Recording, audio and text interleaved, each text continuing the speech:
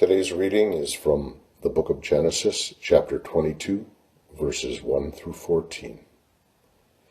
Sometime later, God tested Abraham. He said to him, "Abraham." "Here I am," he replied. Then God said, "Take your son, your only son whom you love, Isaac, and go to the region of Moriah. Sacrifice him there as a burnt offering on a mountain I will show you." Early the next morning, Abraham got up and loaded his donkey. He took with him 2 of his servants and his son Isaac. When he had cut enough wood for the burnt offering, he set out for the place God had told him about. On the 3rd day, Abraham looked up and saw the place in the distance. He said to his servants, "Stay here with the donkey while I and the boy go over there.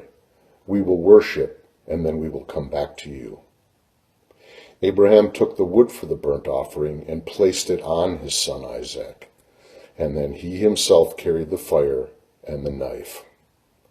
As the 2 of them went on together, Isaac spoke up and said to his father, "Father?" "Yes, my son," Abraham replied. "The fire and the wood are here," Isaac said, "but where is the lamb for the burnt offering?" Abraham answered, "God himself will provide the lamb for the burnt offering, my son." And the 2 of them went on together.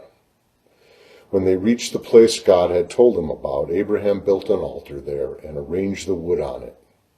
He bound his son Isaac and laid him on the altar on top of the wood. Then he reached out his hand and took the knife to slay his son.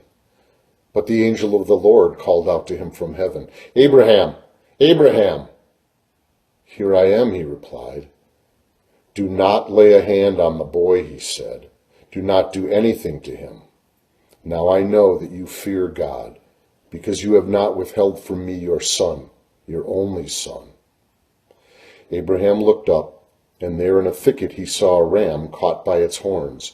He went over and took the ram and sacrificed it as a burnt offering instead of his son.